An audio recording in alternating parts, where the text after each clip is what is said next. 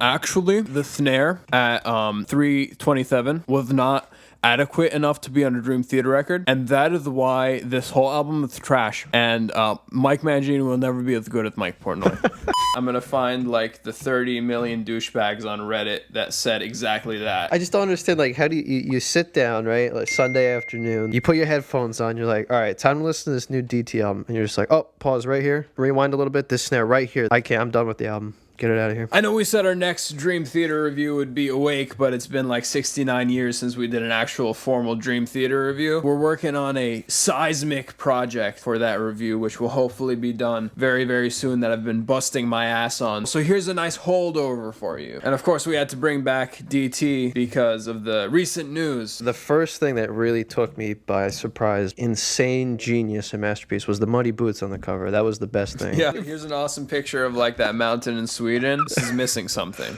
It's missing an eyesore. By the way, pale blue dot is still very much a thing, ladies and gentlemen. My apologies, by the way, to the individual that I left off the list last time. I know it's hard to believe, but I, Darius King, am a human being and I'm capable of making mistakes. So you are on here now, along with anyone else. Let us know where you're from, how you got into Dream Theater, and you can be part of something really cool that we started, a little project for the community. I find it unbelievable that the biggest thing that people complain about with this album is the tone, because the tone from all parties involved here was some of the best that I've ever heard, from Petrucci to Mangini to John Myung especially. Not to mention it has some fantastic songwriting too. Dream Theater are some of the best songwriters in the world, but they really came with everything, the whole arsenal on this one. Phone audio activated. And I think that's mostly because it's like the typical boomer thing. Change is bad. It has its own sound to it in terms of the other albums that came out before it and actually after it. And it actually has some of its own kind of like hard rock type songs, right, which I really enjoyed. Without further, Bovine Excrement, False Awakening Suite. I'm not really sure what the purpose was of this first track. I guess it's supposed to be that cool intro, but it's kind of excessive. It is cool what they did for breaking the fourth wall, where they did the intro to this song and all the different album covers passing through each other. It's a little long for an intro. The Enemy Inside, though, is a fantastic opener. It's some of Petrucci's most intense riffing of the last decade. Jordan kills it too with a subtle lightning-fast arp into the strings that transitions into the main riff of the song. This song starts off, it sounds like that really heavy Megadeth type intro, which I was absolutely instantly in love with. And then, of course, Mike, I think he might have destroyed the drum set. James was able to stay within his range perfectly. He engages you in the song, so I loved him on this one. One thing I admire about James is that he understands that he's getting older, and most singers, they can't do what they used to be able to do, like what he did on Images and Words and Awake. He understands this, and on the newer releases, he's really staying within his range, and that's something I really admire. That's a hard pill to swallow. Age is not friendly to any instrument, but especially I think the two that are the biggest factors in that are singing and drums. And then he goes live and he's like, oh! Well, yeah, I used to sing the old stuff too. I know. I feel so bad for him. It's just like Giddy. It's cool of DT to spotlight our brave men and women too, and a lot of the struggles they go through after the horrors they endure. The highlight of the song for me has to be the solo sections with both Jordan and John stealing the show at the end there. Hard hitting and full of energy. I give it an 8. 7.5. Rush has always been a big influence on Dream Theater. They're probably the biggest influence on Dream Theater, but I think the album that displays that the most is this one, especially this track. The beginning with the hard rock Alex Lifeson type guitar solo mixed with John's bass amazingly. You can actually hear him. The reason this one is one of my favorites on the album is because of the space and atmosphere that's created with Jordan in the background adding that extra layer of pads with the strings underneath. He's like the perfect backbone for the majority of this album. And of course, I like when he shines through, unless it's rite of passage. Oh, by the way, did you motherfuckers see my signed Jordan Rudess LTE vinyl? Forgot to talk about that. That is some badass shit. Jordan is a nice guy. He's a great guy. I mean, I only talked to him for about 45 seconds, but... Yeah, I was getting my paying for my stuff, and I'm looking over, oh, cool, he's talking to Jordan. Like 10 minutes later, he's still talking to Jordan. Super humble, great. Oh, man, I have the same thing signed, just not here. It's always refreshing to see guys that are that good be humble like that. Petrucci's tone mimicking Alex Lifeson with the heavy flange. The solo is one of my favorites on this entire album. The rapid changes in note pattern, high-flying tone. I give this one an 8.5. Oh, shit. I give it an 8.5 also. Gotta love Jordan's haunting intro with that bell. Again with Petrucci's tone. These are power chords, but they sound so much bigger than actual power chords like your typical AC/DC stuff. Perfect eerie intro sets the tone for the 6-minute instrumental of death, chaos, and starvation. If you had 3 wishes granted to you, what would the first one be? We put an end to chaos and starvation.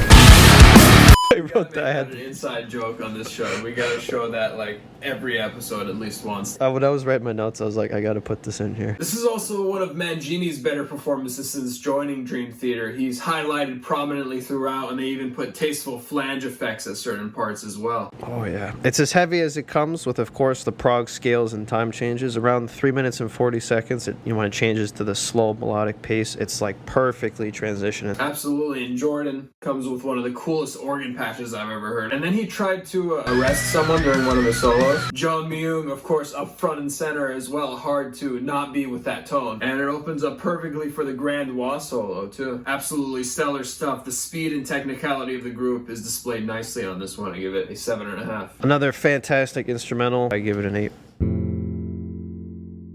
Alright, this was one of my favorites when it first came out when I was 13. It's a song your average fan might classify as lame, but I actually really like this side of Dream Theater. Of course, they have taken that side to an extreme. Not one of my top favorites, but it's definitely nothing to take away from the album. It's the slower paced song, the classic heavy Dream Theater. I like to compare this one to, it's kind of like a mild version of These Walls where there's long breaks in energy level, but then the payoff is totally worth it because of the epic large choruses and verses led by James, especially on this one. I haven't heard that other one, so it's hard to compare it, but I felt that it was kind of like a rock ballad in a way, but at least it was something different. It wasn't the same like... It's my second favorite off of Octavarium. So the beginning starts off awesome. It kicks ass. You're like, whoa, this is the best thing I've ever heard. And then it like brings it down a little bit. And you're like, oh, cool. Okay, cool. And then you look at your watch and 10 minutes goes by. What the fuck is going on? And then, boom! Oh shit, here it is again! And then the verse is awesome.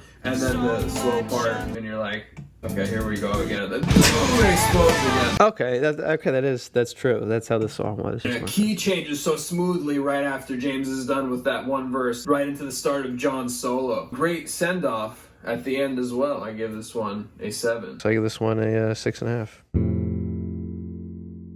Another track that gets unwarranted hate, the biggest target for the haters, is actually one of my favorite parts, which is the ambient intro. Somebody said it sounded like a nature documentary. Fuck you, man. Actually, it totally sounds like a nature documentary, but it's fucking awesome. John, again, going apeshit with that EVH flange pedal. Not a regular user of effects, but his core tone is so good by itself that the flange adds that much more depth to it. Jordan gets the string tone perfectly again. James kills this entire song. This is one of James's best performances on the record, leading the charge with the big blowout hooks and choruses. Yes, this sir. Is my favorite on the album. I give this one an 8.5. Great addition to the album. I give it a 7. I didn't have much to say about that one, but I did like it.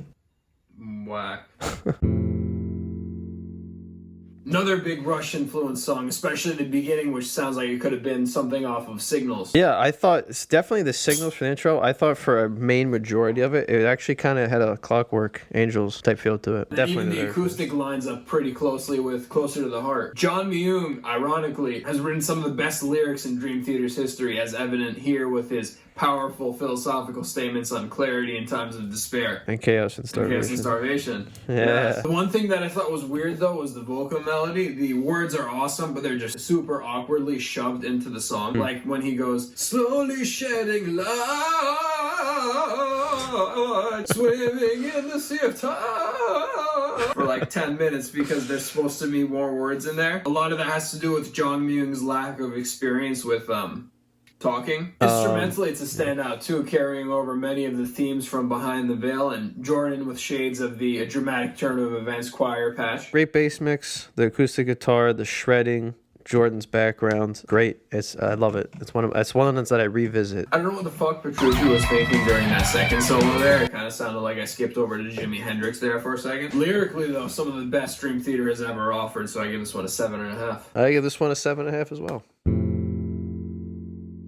Again, I have a much different opinion on ballads than many other fans. I actually really like them, but a ballad needs to stay a ballad, and what I mean by that is I love Wait for Sleep and The Silent Man, but when they play it live, I absolutely hate when they bring the rest of the band into it. It needs to stay the way it was in the album. It's when the rest of the band comes in on this one where I lose interest. That's not to say the styles can't be mixed or there aren't great elements of the song. Most of it is great, but it's at times like 2:30 when they start genting out of nowhere. It kind of destroys the structure of the song. I agree. I liked it as it for a ballad, but it changed too frequently. And the one thing I can't stand, James, he's a great singer, but you know, when you're doing the ballad, you want to kind of have that like feel, that like spiritual kind of thing. I just can't stand when he does that. It sounds like he ran up 2 flights of stairs and then started singing. He's like, "And the change." That's not the way to do it. I don't think it works. Not something I can really get behind. Yeah, I don't know what the fuck that means. Alright, still, the electric solos are fantastic and matches the mood great, but if they stayed in that style in the beginning, This Is the Life from A Dramatic Turn of Events, I think it would have been a much better song, so I give this one a 6.5. Good addition, so I give this one a 7. This appears to be Dream Theater's shot at a change of seasons, octavarium style epic with Mangini. While I think it misses the mark compared to those two, there are still some brilliant moments of this piece, like the incredible riffing that starts around 1:30. Really, the whole first quarter is packed with energy and creative ideas worthy of being put in that same category of those songs. But the big flaw that I think this suffers from is astonishing syndrome, meaning that in here there's like a fantastic 8-minute song somewhere in this 22 minutes of this. I totally agree with it. You know, somewhere there is like that 8-minute. It's so like Legoed. It's just like pieces, like pieces everywhere. It starts off fantastic. It's strong. It's heavy. This is the song where they let Jordan out of the cage. Mike, John, and John. They're just like like kicking ass, and then you got Jordan in a classical. Yes, where they're trying to cover Orion by Metallica, but Jordan took the opportunity to put on one of his Daryl House concerts that we went to. That's what I'm saying. I see what he was going for, like a unique layering, but it clashes too hard. While I like the ambient noises, throwing in huge chunks of them for the sole purpose of making this song 20 minutes so that people can compare it to Octavarium and Change of Seasons is not the smartest thing to do. And there's literally 30 seconds of just of white noise, just like nothing. Yeah, and then after the ambient noise, then I guess all of a sudden we're getting off a ride at Disney World out of it. Let's add 8 hours of Fantasia to extend the runtime. But then right after that section, John Myung comes in to swoop in to save the day. What would John Myung's superhero name be? I got the Silent Man. Yeah. Chaos and starvation. And then James breaks out his Pantera vocals. This is the song where we also start to see James's age and shrimp addiction come through on the studio recordings. He starts to let some of his live performance tone bleed through in the part right after we get back from the Philharmonic. The outro is also what I'm worried about the new album's gonna sound like when John Petrucci said it's gonna have an uplifting feel. That's what gives me nightmares to remember. Nightmares to remember. Then after the 10 minutes of just silence, we get more Disney exit music. Although that Disney exit music was my favorite Disney exit music that they had in the song. While it tails off in quality as the song progresses, the beginning was strong enough to bring my rating up to a 7. John Myung really does save it, but it is something that just kind of seems like just a big pot of chili and they just threw it together and they're like, hell yeah. I give it a 6. Overall, easily Dream Theater's most overhated record. It's packed with some of their most memorable moments and some of their best tones and overall sound production. And I know someone's going apeshit in the comments right now when I said that, but yes, I absolutely mean that. It of course has its flaws, and I'm not going to try to sit here and convince people that this is like their best album they've ever come out with, but I would say it's definitely in the upper half of their discography. It definitely stands out for its tone, its bass mix, definitely. Some of it's kind of hard rock type style mixed with like some of the heavy metal. I agree, I don't really see what all the hate is for. I guess my main thing is because it sounds different from other stuff they put out. So overall, I'd give this one a 7.5. Overall, I give this one a 7.